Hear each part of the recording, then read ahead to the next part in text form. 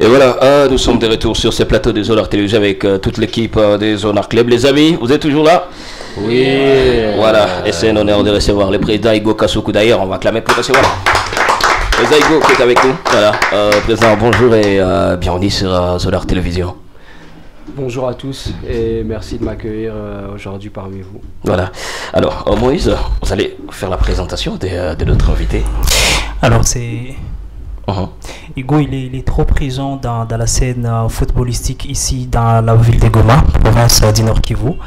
Mais s'il faut revenir sur sa personne, qui est vraiment pour les gens qui suivent et qui ne le connaissent peut-être pas, ils le connaissent soit seulement d'image, voilà, on va y aller. Hein. Igo, son nom se complète par Merlo Kassoku, qui est une figure emblématique de football à Goma, en République démocratique du Congo. Il est un ancien footballeur professionnel et a évolué en Europe, notamment en Belgique avec les White Star Bruxelles et en Italie au centre de formation Genoa. Il a également porté le maillot de l'équipe nationale des U20 de la RDC sous la direction du coach Eric Chibassou. Ouais. Chibassou.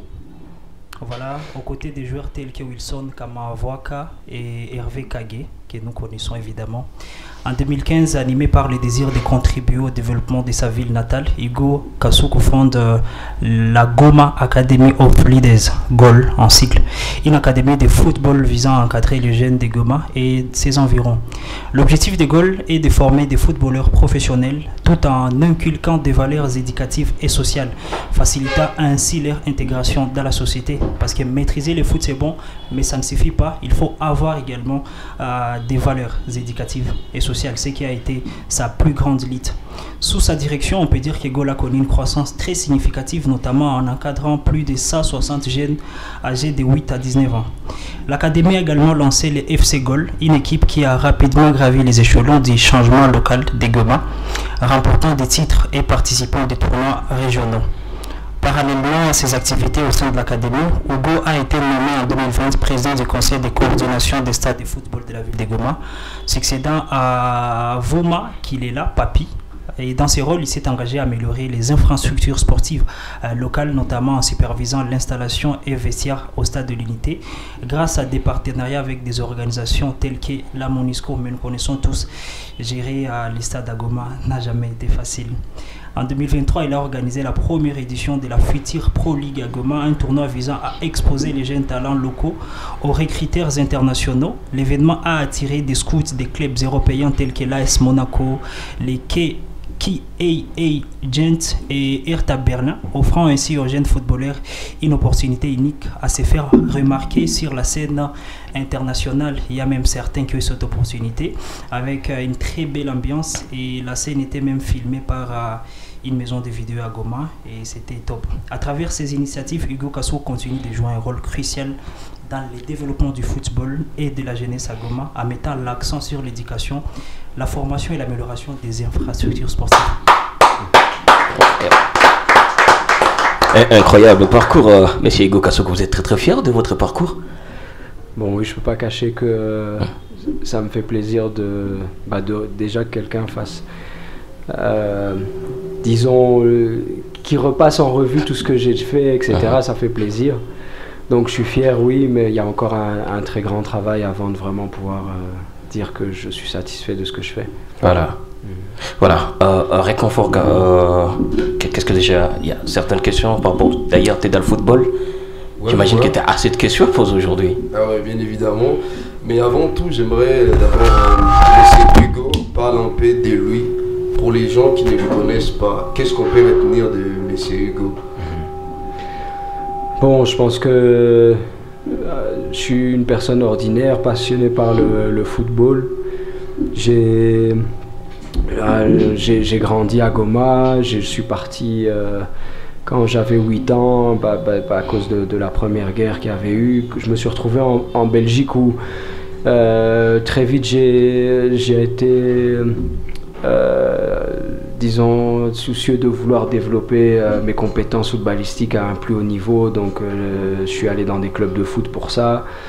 Il s'est avéré que j'avais du talent, donc j'étudiais, je faisais du football pendant longtemps. Ensuite, voilà, j'ai eu des opportunités de quand même pouvoir être formé en France aussi, au LOSC, à Lille. d'où vient Eden Hazard, entre parenthèses, pour ceux qui ne connaissent pas. Ensuite, j'ai pu aller en Italie et ça m'a permis de côtoyer le haut niveau, de connaître énormément de personnalités dans le football parce que j'ai fait des belles rencontres aussi dans ce milieu-là.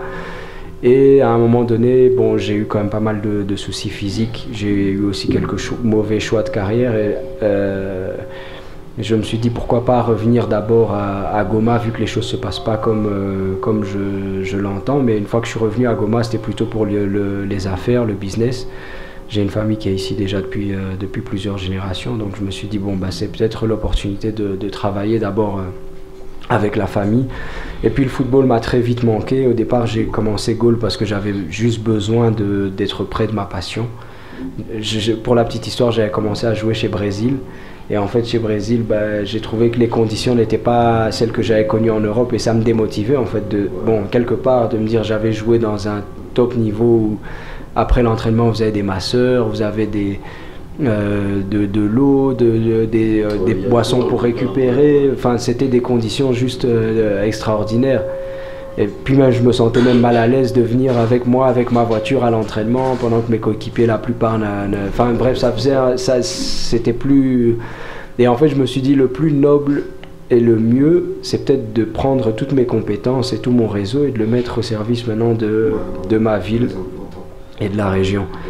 Et c'est comme ça que voilà, je pense qu'aujourd'hui, si je dois me définir, je pense que je suis quelqu'un qui est passionné par le football, l'encadrement de la jeunesse, le développement communautaire de notre région, parce que en fait, en réalité, le football, c'est plus que du ballon, c'est en fait un outil de propagande parfois, positive, hein, moi je parle de positive toujours, et en fait, derrière, on peut vendre une meilleure image de Goma, mais surtout continuer à travailler pour pouvoir éveiller les consciences, éduquer les jeunes, leur donner accès à l'éducation et faire en sorte que la ville en fait change au fur et à mesure. Et donc bon, on est là pour ce changement positif. Je crois que c'est vraiment ça qui me motive aujourd'hui, c'est de voir Goma avancer. Très important. Alors j'aimerais savoir, dernièrement vous étiez en Belgique, où vous avez d'ailleurs remporté les prix d'Ounia aux African Awards. Alors on se pose la question, comment est-ce que ça s'est passé des Goma en Belgique pour remporter ces prix? Comment est-ce que cela s'est passé? Bon, c'est une longue histoire. Hein. D'abord, pour le préciser, j'étais pas en Belgique, j'étais ici à Goma. Okay. J'ai pas pu faire le déplacement, malheureusement. Par contre, quelqu'un m'a représenté et voilà, donc tout s'est bien passé. Bon, pour la petite histoire, c'est juste aussi une histoire qui peut aussi motiver plusieurs jeunes. Moi, quand j'ai commencé Goal, j'allais en Belgique et j'aimais dire aux gens, mes anciens contacts, que j'avais démarré une académie et que il fallait me suivre, il fallait me soutenir. Et bon, comme dans tous les débuts, il n'y a pas grand monde qui vous suivent, bon, vous laisse faire votre chemin. Et en gros, j'avais vu le papa de Vincent Compagnie déjà depuis longtemps. Et je l'avais intéressé, lui et ses partenaires. C'est quand même des gens qui ont un très très grand réseau qui va très loin. Ils sont partout aujourd'hui, en Angleterre, en France, en Belgique et bien d'autres pays. Et en gros, j'essaie d'attirer leur attention. Mais ils étaient dans des tellement grandes choses que quand je venais leur dire, bon voilà mon académie, bon eux ils se disaient voilà c'est quelque chose comme il y en a plein d'autres. Puis c'est un petit jeune qui commence, c'est ce qui va y arriver. Et donc au fur et à mesure en fait, bon, j'ai continué à leur envoyer de temps en temps mes réalisations, ce que je faisais. Ils ont commencé à voir qu'il y avait de l'intérêt de plus en plus pour moi, pour ce que je faisais. Et finalement ils ont commencé à vraiment donner du crédit. Et puis il y a eu des petites choses qu'on a eu à faire ensemble. Et quand ils m'ont donné l'opportunité de travailler, ne fût-ce qu'un tout petit peu avec eux, j'ai même dépensé mon propre argent pour pouvoir faire en sorte que leur activité soit une réussite et qu'ils se disent en fait c'est quelqu'un qui est crédible. Et donc ça c'est un conseil que je donne aux jeunes aussi, soyez pas toujours pressés, concentrez-vous sur votre chemin, les gens vous observent, si vous faites des bonnes choses ça va se remarquer. Et aussi quand quelqu'un vous donne sa confiance, c'est la chose la plus chère que vous pouvez acquérir et il faut savoir maintenant en tirer profit. Je crois que c'est ce que j'ai prouvé à ces gens-là qui pouvaient me faire confiance. Ils ont continué à me suivre. Et bon, il est arrivé ce qu'il est arrivé à Goma dernièrement. Et bon, ces gens ont dit pensaient que j'allais partir en fait. Et moi, je leur ai dit, comment je veux partir de Goma alors que En fait, moi, ma vie, c'est là-bas, j'ai tout construit là-bas. Enfin, comme, allez, bon, je vais le dire ici, parce que je le dis rarement, mais par exemple, je conduis pas une voiture de luxe, j'ai pas encore construit une très très belle maison, mais par contre, j'ai construit Gaulle. Et c'est la chose la plus chère que j'ai aujourd'hui. Donc, c'est-à-dire, si je dois partir d'ici, c'est-à-dire que je brise mon identité, tout ce que j'ai construit ces 10 dernières années, donc c'est impossible. Et puis, entre nous, moi, je vois les enfants que j'éduque. C'est des enfants avec qui on a une relation grand frère, petit frère. Je les prends au bas âge et j'essaie de les faire amener jusqu'à la fin de leur processus de formation pour pouvoir leur trouver justement des opportunités et qu'ils puissent enfin réaliser leurs rêves. Donc c'est-à-dire que moi je les connais, je connais leur nom, je connais leur caractère, je connais tous d'eux. Donc c'est-à-dire si je les laisse demain, bon, c'est-à-dire que j'aurais trahi ma propre personne en fait. Ah ouais. Et puis dans cette situation, comment est-ce que ces enfants évoluent déjà? On sait bien, on sait qu'ils traversent la ville. Comment est-ce que ces enfants de Gaulle évoluent? Non, moi je pense que j'ai été clair. Quand je les ai revus, je leur ai dit écoutez les amis, il y a des événements qui se passent dans une vie, on ne sait rien y faire, maintenant il faut être plus fort que ça. Et puis on n'a pas le choix parce que, vous savez, la réalité c'est que tout le monde a ses problèmes dans le monde. Donc il y en a qui vont se plaindre pour des choses qui pour nous n'ont pas d'importance. Mais au final, nous on est obligé d'avancer parce que si on le fait pas, ben allez, quand tu es à terre, tu es sûr que tu es à terre. Maintenant, monter, c'est un choix et c'est une décision, et c'est ça que j'essaie de leur faire comprendre. Et je pense que la plupart, ils comprennent ça parce que moi, je leur laisse pas le choix aussi. Je leur fais comprendre. Enfin, le chemin, c'est tu dois traverser le désert à un moment donné. Tu peux pas rester sous le soleil, il faut avancer, c'est tout. Voilà. Oui, Moïse. Revenons sur vos succès, venant d'Europe, France, Belgique, d'ailleurs dans un centre de formation qui avait grandir Eden Hazard, comme vous l'avez dit. Et vous l'avez écourté votre carrière professionnelle pour revenir à Goma. Est-ce qu'on peut dire que parce que vous vous êtes rendu compte que vous n'étiez pas aussi bon en foot qu'en management pour vous retrouver dans l'encadrement des jeunes? En fait, votre analyse, elle est bonne. Je pense que dans la vie, il faut souvent se dire la vérité à soi-même aussi. Moi, à un moment donné, je me suis rendu compte que non seulement j'avais pas fait des bons choix, j'avais commencé à avoir un problème de blessure aussi, que je soignais pas forcément bien. À un moment donné, la vérité du tournant de ma carrière, c'est que j'avais pas compris certaines choses. En fait, tout le succès d'une personne, et je commence à le comprendre de plus en plus avec mon expérience de vie, parce que je forme des jeunes et parce que je suis aussi passé par là, c'est de comprendre les exigences que vous avez. Donc ça veut dire que chaque domaine dans lequel vous allez vous engager a des exigences. Et si jamais vous comprenez, par exemple, que ça c'est bleu, alors que l'exigence veut que vous compreniez que c'est rouge, et ben vous n'allez pas savoir faire matcher les choses. Et moi, des fois, j'ai fait les mauvais choix. Par exemple, je donne un exemple. À un moment donné, j'étais pressé d'avoir de l'argent, comme beaucoup de jeunes ici à Goma. Et beaucoup de jeunes, en fait. Et j'avais un petit club de 3e division qui était monté en D2, en 2e division après, mais le White Star, qui me disait non, viens, nous, on va te donner le contrat que tu veux. Mais le club de 1re division dans lequel j'étais, il me disait tu peux pas gagner encore beaucoup d'argent parce que tu es jeune. Tu dois passer plusieurs étapes. Mais j'ai fait la bêtise de ne pas comprendre en fait et de me dire ok, je vais changer d'axe. Et donc quand je suis allé en 3e division, ben, c'est un autre football, tu pars en bas donc c'est difficile de remonter, et j'avais déjà neutralisé un peu ma carrière. Et puis ensuite c'est accumulé une série de mauvais choix, et donc les choix sont très très très déterminants. Effectivement, à un moment donné j'ai compris que j'avais plus le niveau, j'étais blessé régulièrement. J'ai calculé mon âge et le temps, parce que là, le temps c'est la seule valeur qui est inestimable, parce que bah, voilà, on peut pas, l'argent on peut en gagner mais pas du temps. Et je me suis dit ok, aujourd'hui j'ai 24 ans, je suis pas encore au niveau dont j'ai le truc, et j'ai dit ok, il faut faire un choix rapide, et donc c'est le choix qui m'a poussé à revenir ici. Ah voilà. Alors Guillaume, il y a une question? Oui. En fait, je voulais demander à Igo quelle était la motivation de créer votre propre académie. Pourquoi il ne fallait pas vous joindre à d'autres académies déjà créées ici dans la ville de Goma, ou soit encadrer l'équipe du Brésil dans laquelle vous vous êtes entraîné? En fait, j'aurais pu aller dans ce sens-là, mais j'avais besoin de créer quelque chose qui était profond. Donc une idéologie et une manière de voir les choses qui ressemblait à celle que j'avais pu connaître. Vous voyez, on dit dans la vie, et je pense que peut-être que vous pouvez le remarquer, les associations commencent toujours bien, mais elles finissent souvent par se terminer mal. Et en fait, j'avais pas en fait, le temps, c'est un facteur qu'il faut vraiment souvent considérer comme une des premières choses qu'on met comme ressource dans un projet. C'est de se dire, imaginez, j'aurais fait tout ce chemin avec Brésil et puis à un moment donné, on s'entendait plus, j'aurais perdu mon temps. Donc il fallait que je puisse faire un projet sur lequel j'avais un total contrôle. Et en sachant que j'allais pouvoir investir mon temps et mon argent et toutes les ressources que j'avais à disposition pour faire en sorte que le projet soit conduit comme moi je l'entendais, quoi. Voilà. Alors, Fanny. Merci Calvin. Je voulais parler du GOL. Quels sont les critères de recrutement ou comment vous faites pour avoir des jeunes, soit comment un jeune peut faire pour être dans GOL?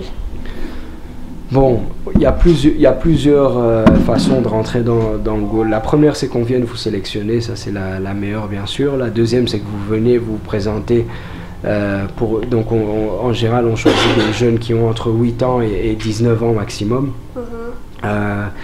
Et alors, le plus important, c'est que vous ayez l'envie, la discipline, et surtout que vous montrez un certain talent. Un enfant de 8 ans va être moins exigeant avec lui qu'un grand qui a 19 ans. Quelqu'un qui a 19 ans, ça veut dire qu'il doit être prêt à jouer à un certain niveau. Sinon, ça veut dire qu'on lui fait perdre son temps et le nôtre. Parce que quelqu'un qui a 19 ans, qui vient encore espérer de jouer au football, il n'a pas le niveau. C'est comme ce que monsieur a dit aussi. À un moment donné, il faut se rendre compte de ne pas perdre son temps à venir jouer au football alors vous allez arriver à rien, quoi. Parce que nous, à cet âge-là, on veut vraiment vous préparer maintenant à l'élite. Comme les plus petits, on accepte. L'autre manière, c'est on avait aussi un pôle payant, parce qu'il y a des gens qui n'ont pas du tout le niveau, mais qui veulent qu'on puisse faire une remise à niveau avec eux. Donc on faisait payer. Bon, actuellement, avec le contexte économique actuel de la ville, on est en train de revoir ça, parce qu'effectivement, on ne peut plus trop exiger de paiement, etc. Bon, on essaie aussi d'être socialement inclusif, quoi. Voilà. Alors vous faites attention en genre, ou soit vous recrutez les filles et les garçons et tout. Parce que tu veux être aussi recruté. J'ai plus de 19 ans, je suis déjà majeure, donc comment la maison. Bon, on a essayé de lancer pour les filles. Ça a jamais été évident aussi pour des questions budgétaires, et d'ailleurs c'est un grand reproche qu'on me fait même quand je voyage, etc. Tout le monde me dit mais il faut une académie pour les filles, et je veux vraiment le faire. Maintenant, quand il y a des filles qui viennent, on les laisse s'entraîner. Donc on a des filles qui viennent, qui jouent en équipe nationale, qui s'entraînent même avec les garçons. En tout cas, dès qu'on a de la chance d'avoir des filles qui viennent s'entraîner avec nous, en tout cas, on est très ouvert, on ne refuse jamais. Il n'y a pas de conditions pour... Non, les filles, elles peuvent venir quand même. Gratuitement. Oui. Là, tu peux y aller. Hein. Non, j'ai déjà plus des... Dans le plus de théâtre, t'as 12 ans. Hein. Oui, ingénieur Alphonse. Non, merci beaucoup, Président. Pour dire vrai, ce que vous avez déjà fait pour les foot congolais, c'est énorme. Et c'est quelque chose qui mérite en tout cas d'applaudissements. Alors, dans toutes les initiatives que vous avez faites, moi j'ai toujours aimé les toutes en tout cas, mais celle qui m'a beaucoup marqué, c'est Tournoi Futur Pro League, qui a toujours attiré les recruteurs européens pour venir détecter les talents ici chez nous à Goma. Alors, c'est pas vous personnellement, Président, est-ce que vraiment vous êtes satisfait du résultat de cette initiative? Alors, pour la Future Pro League, comme je le dis toujours, la Future Pro League, c'est, je pense, un événement qui est juste génial pour la ville de Goma, parce qu'honnêtement, vous pouvez même pas imaginer à quel point Goma a été vu, reconnu à travers la Future Pro League. Même moi, je m'imaginais pas que ça aurait autant d'écho au niveau international. Et ça, c'est la magie un peu du football. C'est que dès qu'on parle de football, il y a beaucoup de gens qui veulent voir, etc. Et pour ça, c'est un succès.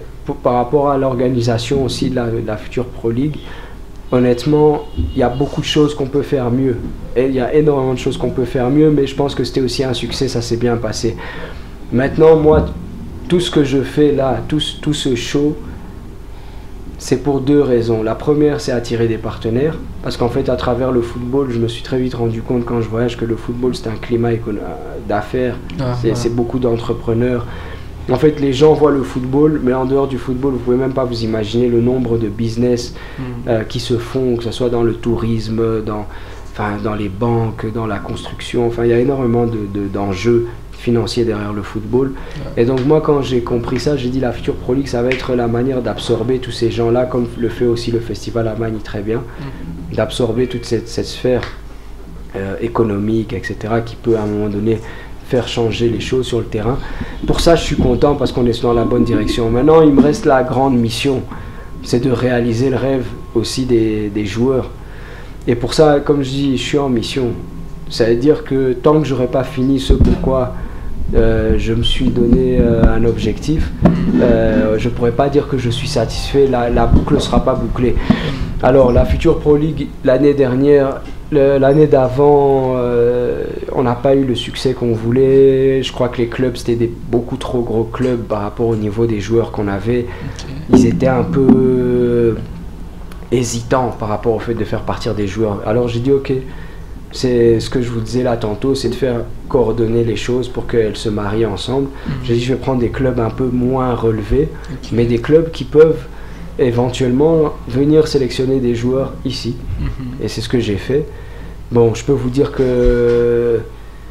Enfin, ça, je ne l'ai pas encore dit nulle part, mais je vous le dis en espérant qu'on l'aboutisse. Mais on avait quand même l'ambassade belge qui nous a soutenus dans cette démarche. Mais on a eu l'invitation du club de la Louvière pour 3 joueurs. On a fait toutes les démarches qui devaient être faites. Je ne vais pas citer de nom ici pour mettre la pression sur personne, mais il reste par exemple un joueur qui doit faire sa demande de visa. Actuellement, là, on est dans l'attente que les visas sortent. Et là, j'aurais bouclé la boucle. Après, moi, je peux faire ce que j'ai à faire, ma part, c'est de faire partir les joueurs. Mais après, maintenant, c'est à eux d'aller là-bas et de convaincre. Mais on est proche. Dans quelques mois, je pense qu'on pourra annoncer des bonnes nouvelles.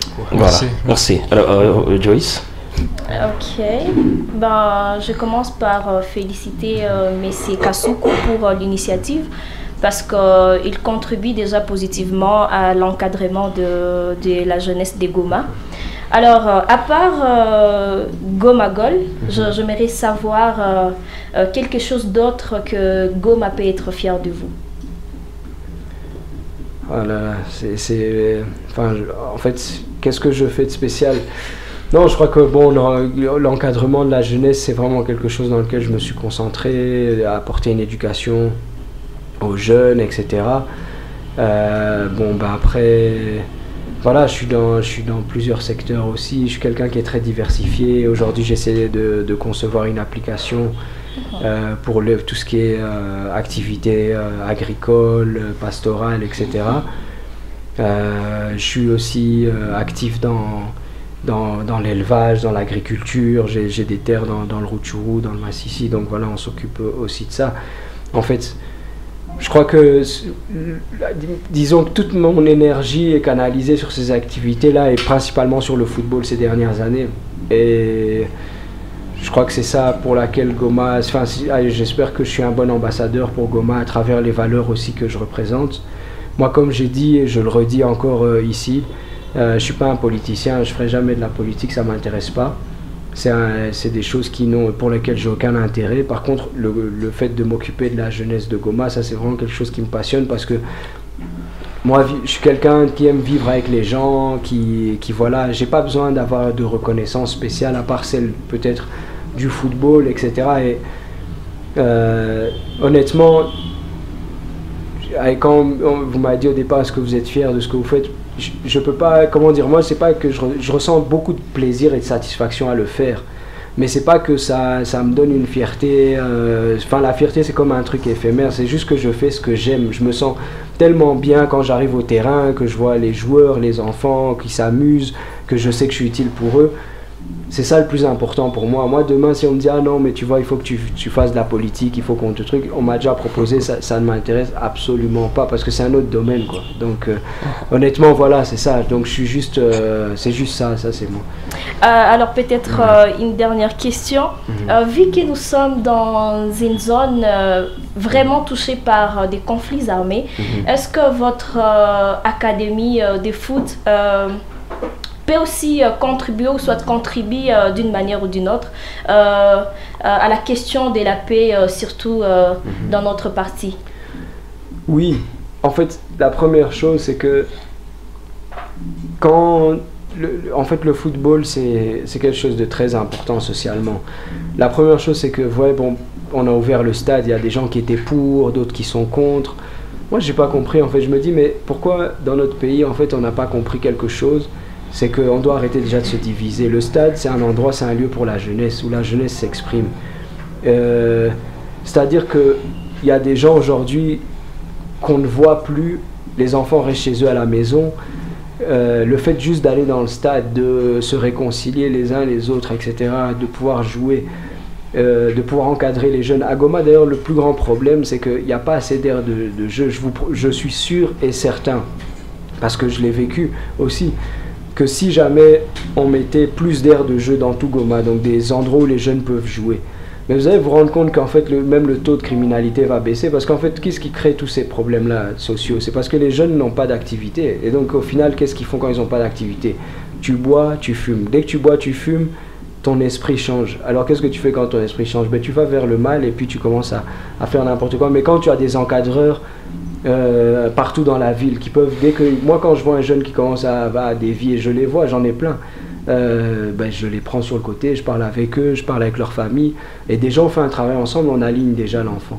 Et c'est ça que beaucoup d'éducateurs font dans Goma, mais on n'a même pas assez de terrain. Donc ça veut dire que le football, bien sûr, est très important pour pouvoir justement insuffler des valeurs à notre communauté, que les jeunes puissent se concentrer sur comment construire leur avenir de manière structurée, mais aussi de manière honnête, plutôt que se dire, bon, il n'y a pas d'avenir, j'ai pas d'occupation, et puis après qu'ils aillent faire n'importe quoi.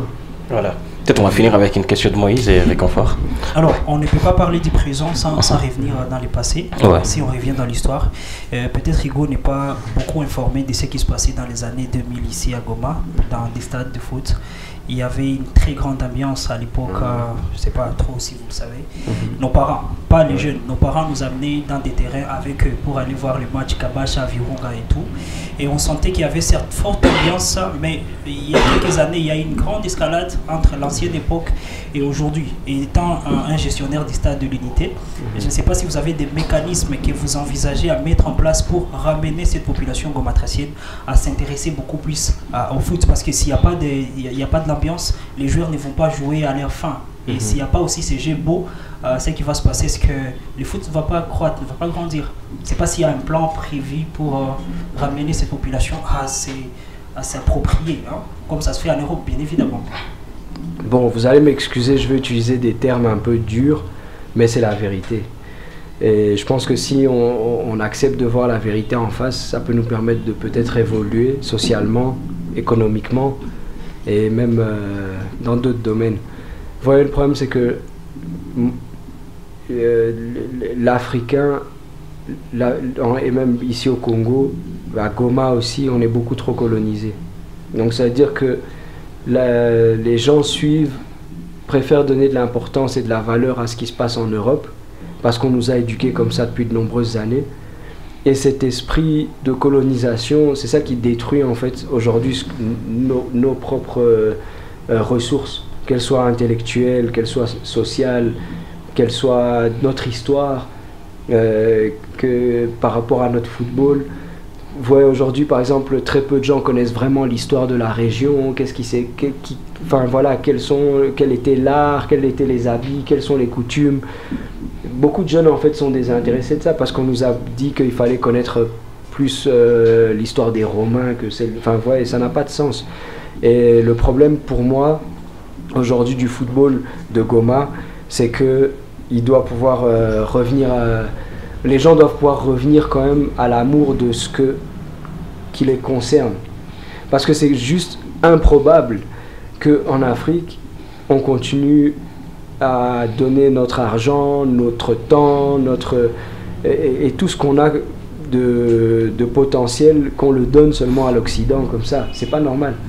Et donc, aujourd'hui, l'une des premières luttes par lesquelles on devrait commencer, c'est de pouvoir aussi valoriser d'abord nos propres richesses. Et ça, c'est quelque chose qu'il faut que les prochaines générations comprennent. Et personnellement, moi, mon plan, il est simple. C'est juste que le gros problème qu'on a, c'est que les idées ne peuvent pas venir de moi. Normalement, il doit y avoir des leaders politiques qui doivent être assez éveillés et aimer leur pays. Vraiment, je vais vous dire une réalité. Vous savez, dans le Gaulle, je dépense au moins, minimum, 60% de mon argent. Donc imaginez-vous que 60% de mes revenus, je les dépense dans ça. Pourquoi? Parce que je me dis avec les 40%, je vis déjà très bien, et le 60% les autres, ça fait aussi vivre les autres. Et ça permet aux autres d'avoir des opportunités. En fait, moi je dis je veux pas être politicien, je ne voudrais jamais. Mais un bon politicien, normalement, c'est quelqu'un qui devrait dire ok, on a reçu par exemple, je sais pas moi, $1 milliard. Ben 80% tu mets dans le développement, 20% tu vois comment tu payes les gens qui vont travailler pour ce développement. Et enfin, où tu peux peut-être un peu, enfin voilà, te faire plaisir, j'en sais rien, mais l'argent doit aller là où il doit aller. Et aujourd'hui, le développement, le problème de ce qu'on vit, c'est que l'argent ne va pas au bon endroit. Normalement, on doit développer le sport, on doit développer notre culture, on doit développer l'entrepreneuriat et toutes ces choses-là. Et la solution est simple pour moi. Les politiques doivent mettre en place des lois qui permettent à ce que les sociétés qui génèrent de l'argent en RDC financent l'avenir. L'avenir, c'est quoi? C'est la jeunesse. Et la jeunesse, elle s'exprime à travers l'art, le sport, etc. Et donc, l'argent, les budgets doivent aller vers ça. Ça, c'est la première chose. La deuxième chose, c'est qu'il faut protéger aussi l'identité de notre culture. Donc, ça veut dire que dans les programmes télé ou etc., de ce qui se passe à la télé, les gens doivent consommer notre culture et notre art qu'on a financé pour pouvoir faire en sorte que finalement ça soit gagnant-gagnant. Et donc c'est dans une politique globale qu'on va se développer. Moi je peux faire tout ce que je veux, tout seul j'y arriverai pas. Mais les gens qui sont les responsables politiques doivent pouvoir faire en sorte que l'argent puisse être injecté au bon endroit. Très très important. On va finir peut-être avec peut-être pour la dernière question, j'aimerais savoir, on laissait tous la situation et puis il y a eu la réouverture du stade et l'unité. Alors je ne sais pas quels sont vos plans, surtout après des précédentes éditions de la Future Pro League. Est-ce qu'il y a la prochaine édition en lice ou si pas? Est-ce qu'il y a un tournoi que vous envisagez faire pour ramener encore une fois à ces mondes à aimer encore le sport et comprendre que le football est revenu à Goma? Bon, je pense que par rapport à la Future Pro League, c'est beaucoup de moyens. Aujourd'hui, par exemple, je vais donner par exemple justement un exemple très simple. La TMB, c'était notre principal sponsor. Aujourd'hui, il ne fonctionne pas. Donc ça veut dire que d'abord, il faut des partenaires, des moyens. Et voilà, il faut un contexte général qui permette que je puisse organiser la Future Pro League dans les meilleures conditions. Moi, j'ai pas de problème à en organiser parce que je sais comment ça se passe, mais il faut que les critères soient réunis. Et voilà, je pense que justement à travers la Future Pro League, c'est de ramener les gens. En fait, c'est de notre rôle social à tous de pouvoir se réconcilier avec ce que nous on a à proposer. Les gens doivent préférer venir voir la Future Pro League ou voir des matchs au stade de l'Unité que d'aller regarder le FC Barcelone ou trucs qui eux ne savent même pas. Enfin, vous voyez, à Barcelone, vous allez demander c'est où Goma, ils vont vous regarder, ils savent même. Enfin, vous voyez, il y a beaucoup de gens qui savent même pas ce que c'est. Enfin, ils vont vous demander si c'est un produit ou quoi. Enfin, ouais. Mais nous, on consomme leurs histoires, alors qu'on ne consomme pas les nôtres, c'est pas normal. Voilà, c'est sûr, c'est pas normal. Mais ce que Sierra Goma est très très fier de vous, hein, et on vous souhaite plein de succès dans tous vos projets. Merci beaucoup. Voilà, merci Igo, on va encore acclamer pour Igo. Et merci beaucoup de nous avoir suivis, on se retrouve tout à l'heure pour la suite de cette antenne.